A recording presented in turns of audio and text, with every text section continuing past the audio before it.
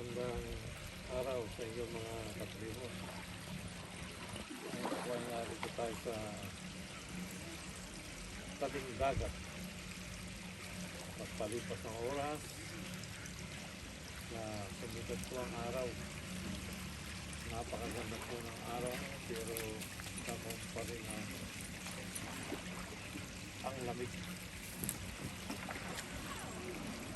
Dito po tayo sa Gonzales Park. Highest tide I've ever seen. It's so high. You're there. Sige po. Nakasama ka dito na parang pagpo. Kaya yung mga troso, pinagpag dito sa pagmagagat.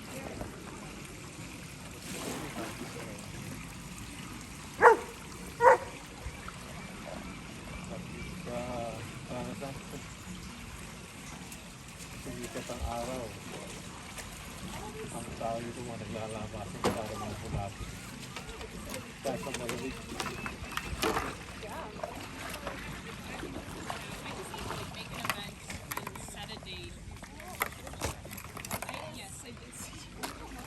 Do we have garbage bags?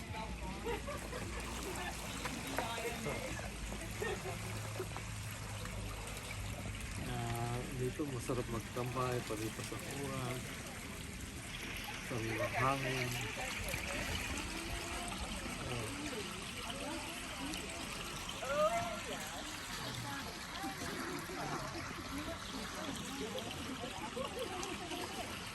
Napakaganda ng kapaligiran. Yung sariwang simoy ng hangin. Mga kaibigan, pero kita niyo po ang kapaligiran dito.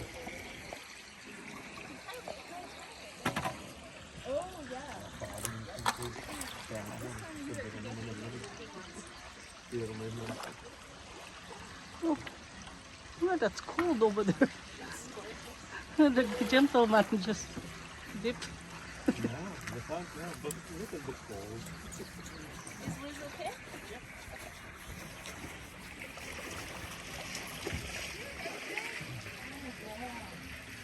Ayun oh, dalawa doon. Ang lamig-lamig oh.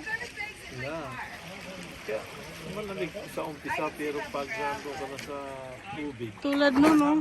Freezing cold. sa tubig ka na. Maybe turn your board the other Ayun. Oh, that's so cold. Oh my God.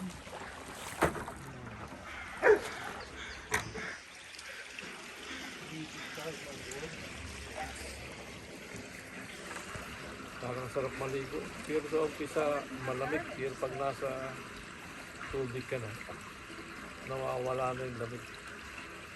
Para nag-a-adjust na yung body temperature. Oh, sila nga, naka-swimming suit lang. Yeah, I know. Tapos tayo naka-jacket. Todo. That's cool. Ganda, mag-ano sila oh. Ano bang tawag niya? Kayak. Oh. Wow.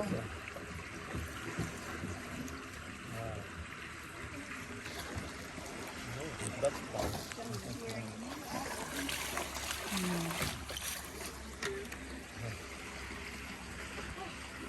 Sorry for being like just on time.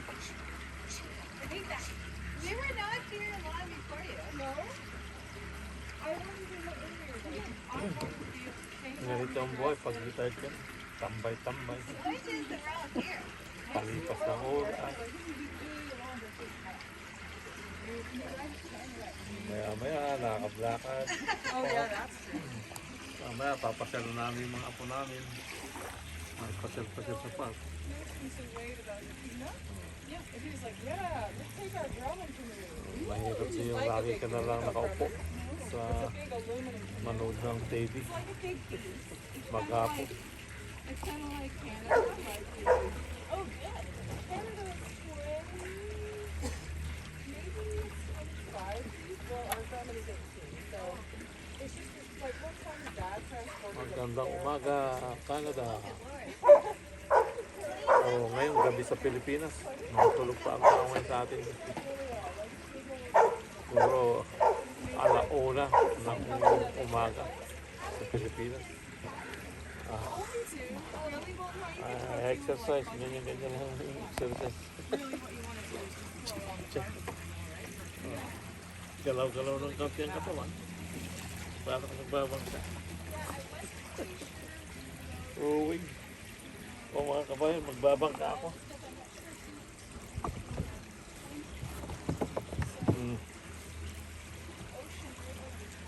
O mga kabayan, parang lumangka.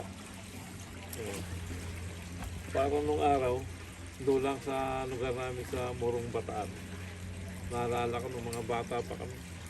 O kumisan pag may nakaparadang bangkang maliit o yung disabal, hindi hiram namin kahit na hindi alam nung may-ari. Nagsasagosagwa kami. Pupunta kami doon sa may kabilang ibayo. Right. Ang gayon. Row, row, row, the boat.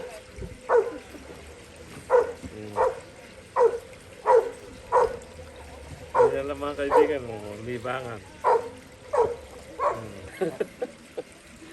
Sagwa no, namamangka sa bangkang walang tubig.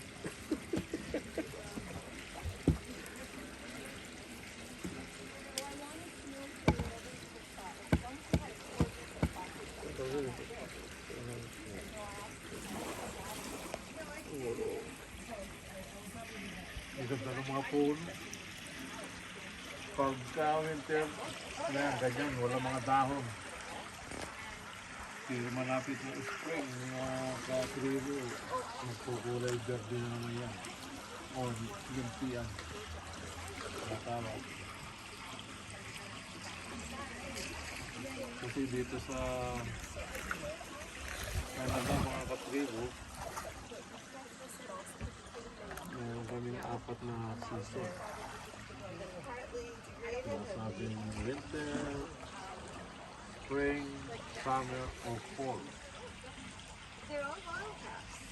3 different stages of disintegration. Yeah. I just find that really interesting.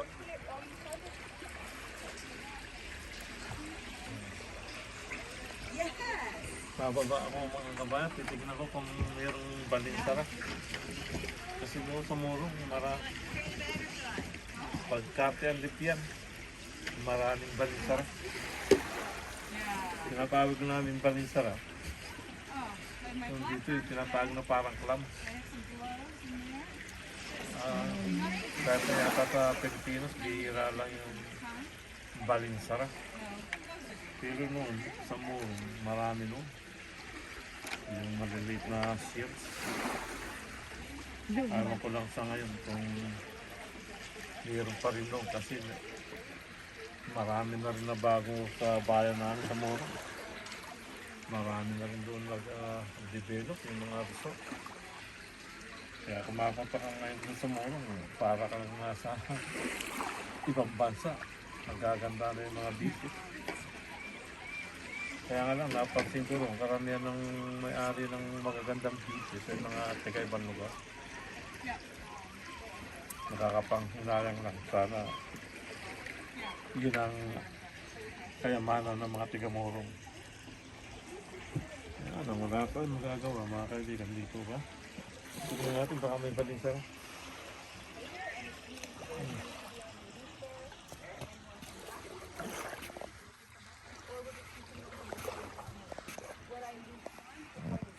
Mga kaibigan, ang buhangin nila rito, pinong-pino. Oh, sounds good. Yeah. Kala niyo yung table salt, ganun po kapino yung buhangin. At walang bato. Walang halong bato. Katribo. Ibang iba yung kuha nila rito, yung buhangin.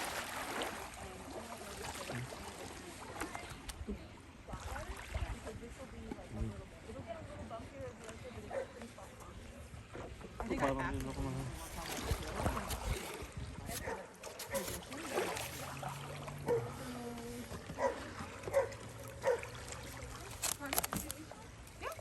Pero doon sa bayan namin sa Morong, yung buhangin doon, mga kaibigan, mayroong kasamang margaha o yung tinatawag, ginagawang kwan yun eh, yung parang iron ore in English, yung mga ginagawang bakal. Yung bayan namin sa Morong, mayaman po yun sa mga minerals.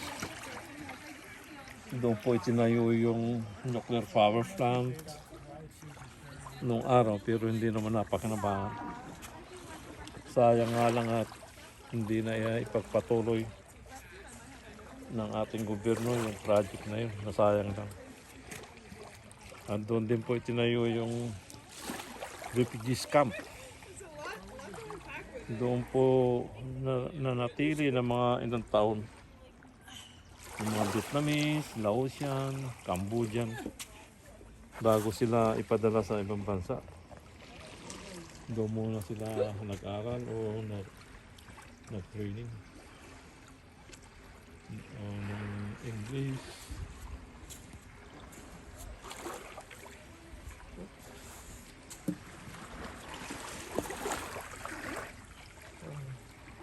Kaya mga katribo, ganito lang ang buhay ng retired dito sa Canada. Ito pa, pasyal-pasyal. Mamaya-maya, makakanggat na naman ng kanin.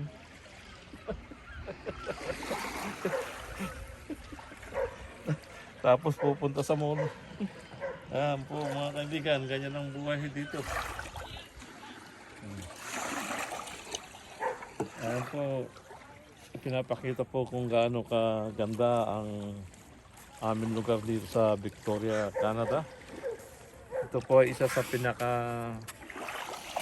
one of the famous city in Vancouver Island. Ito po lugar namin ay tinatawag na Vancouver Island sa putong islang na napakalaki.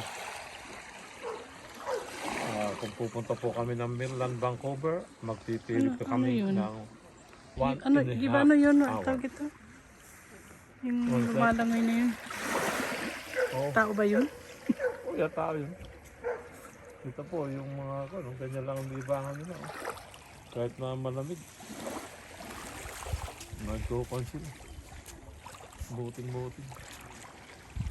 Ang maghapon. Mga kaibigan, magandang araw o magandang gabi dyan sa Pilipinas. At sana pagpalaan tayo lahat ng may kapal. Bye for now mga katribo. Subaybayan niyo po ang aking susunod na episode na Sotros Vlog. Thank you.